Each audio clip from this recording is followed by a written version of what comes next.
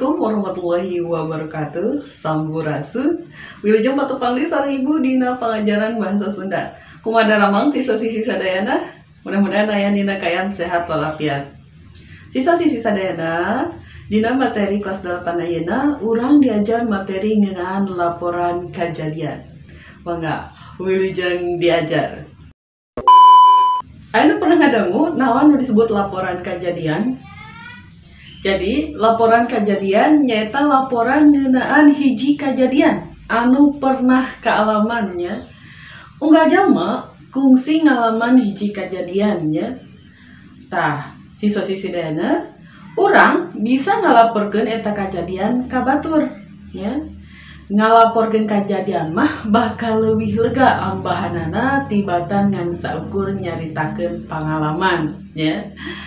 Jadi kudu dibedakannya antara laporan kejadian jeung pengalaman.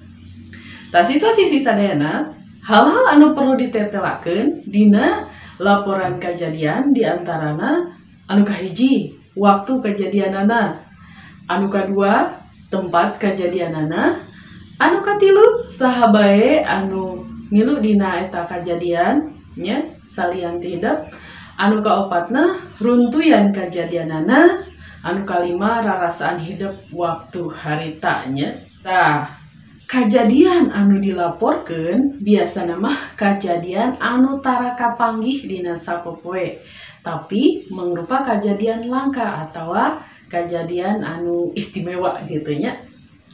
Tah siswa-siswi sadayana, kajadian teh sok dilaporkeun ilaharna mah nya anu sok ngalaporkeun teh umumna mah wartawan nya. Palebah dia bisa jadi laporan jurnalistik.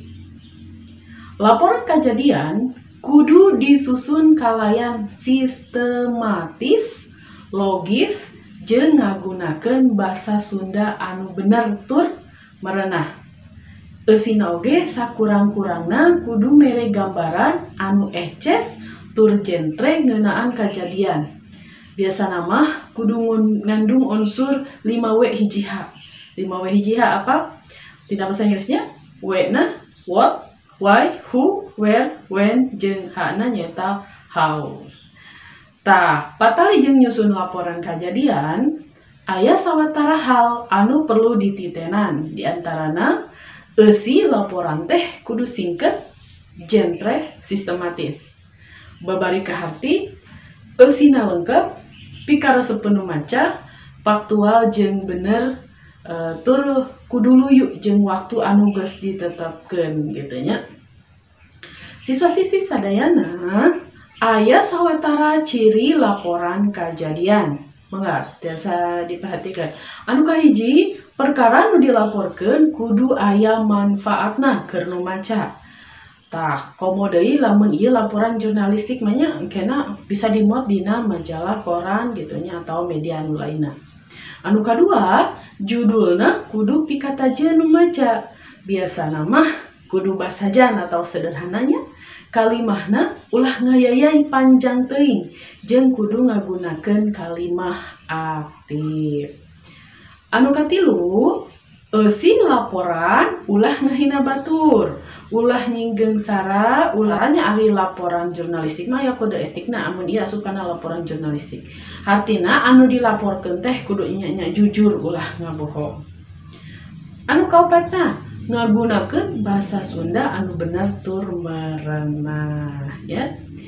Anu kalimana eusina singget tur jelas tapi kudu lengkep deui nya. Anu kagenepna nuliskeunana sing sistematis, luyu jeung aturan. Anu katujuna laporanna kudu pikatajeun atawa pikareseupeun anu maca. Anu kadalapana eusi laporan bisa dilengkepan ku foto jeung tanda bukti sejenna. Tah ayeuna urang kana adegan laporan nya aya nu kahiji aya nu disebut bagian bubukana, anu kadua aya nu disebut bagian eusina, anu katilu aya nu disebut bagian pamungkas atawa panutupna. Kumaha siswa-siswi sadayana? Kartos. Tah, Ayeuna urang diajar nulis laporan kejadiannya tuh sisi sadayana hidup tangtu fungsi nyaksian atau ngalaman hiji kejadiannya nyata kejadian anu penting tur istimewanya. Tah dina laporan kejadian kudu disebutkan ya nu kahiji judul atau ngaran kejadianana, nu kadua bubukana seperti kumahanya, anu katilu eusi kejadianana sareng anu kaopat pamungkas atawa panutupna. Tah siswa-siswi sadayana sangkan leuwih jelas deui hayu urang tingali contoh laporan kejadian. Mangga perhatikeun dina layar.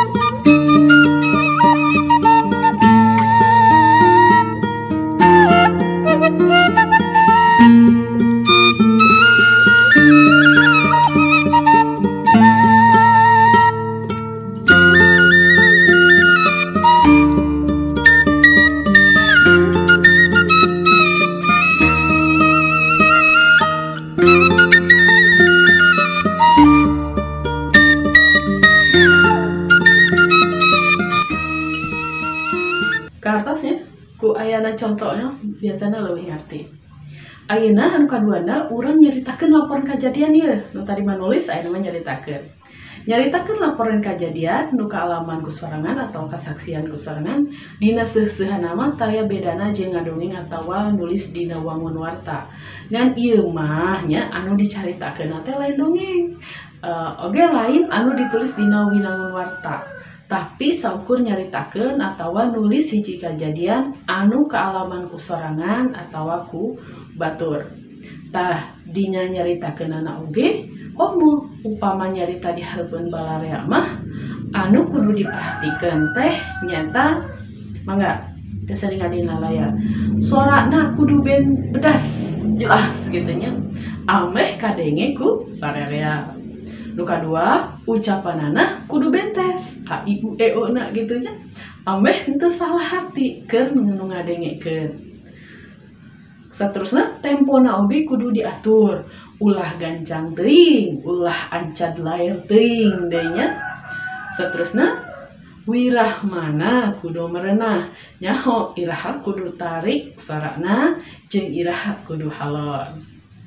Sikepna kudu merenah, henteu popoyong kodan tapi henteu katembong kaku deui.